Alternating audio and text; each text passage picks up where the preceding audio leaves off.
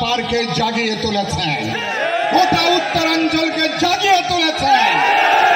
এই কণ্ঠ দিল্লি পর্যন্ত পৌঁছে যাবে। আপনাদের এই আওয়াজ দুনিয়া ব্যাপী এটা ছড়িয়ে যাবে। কি দাবিতে? দাবি হচ্ছে আমরা তিস্তার উপরে পানির আমরা ন্যায্য ভাগ চাই। তিস্তা আন্তর্জাতিক নদী, কোন দেশ ইচ্ছা করলে উজানে বাদ দিতে পারে না। কোন দেশ ইচ্ছা করলে এক তরফা পানি সরিয়ে নিতে পারে না।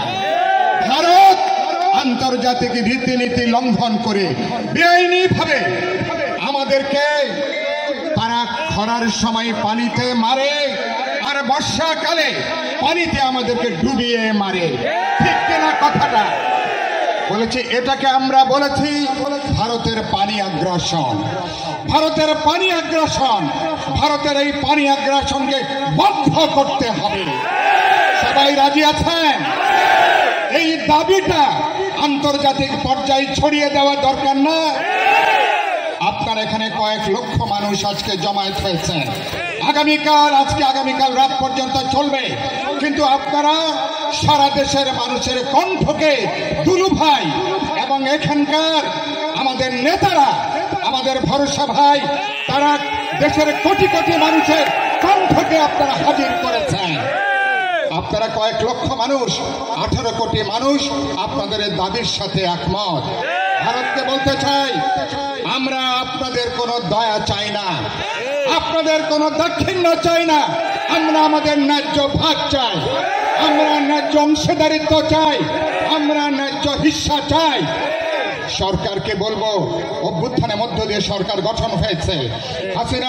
ভারতকে বলি, হাসিনার জমানার কথা ভুলে যান। এখন বাংলাদেশকে মর্যাদা দিয়ে বাংলাদেশকে তার পানি ন্যায্য ভাগ বাংলাদেশকে প্রদান করতে হবে। আগের কথা ভুলে যান। সীমান্ত হত্যা বন্ধ করতে হবে। পাখির মতন মানুষকে আপনারা মারেন যখন তখন। বিএসএফ যেভাবে মানুষ মারে, পৃথিবীর অন্য কোন সীমান্তে কোন প্রতিবেশী অন্য নাগরিককে এভাবে হত্যা করে না। ভারতকে বলে খেলা বন্ধ করতে হবে।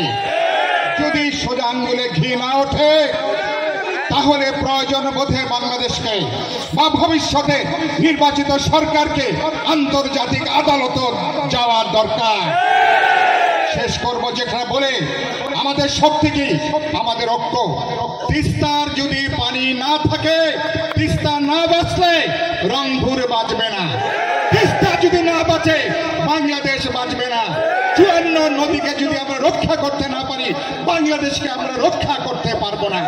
এই লড়াই বাংলাদেশকে রক্ষার লড়াই, দেশকে রক্ষার লড়াই।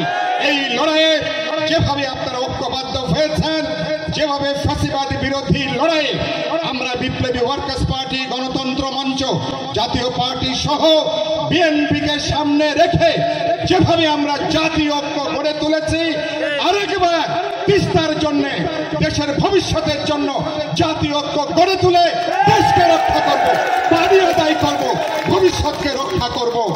আর দরকার হলে আরেকটা লং মার্চ। ভাসানি নাই, কিন্তু দুলুভাই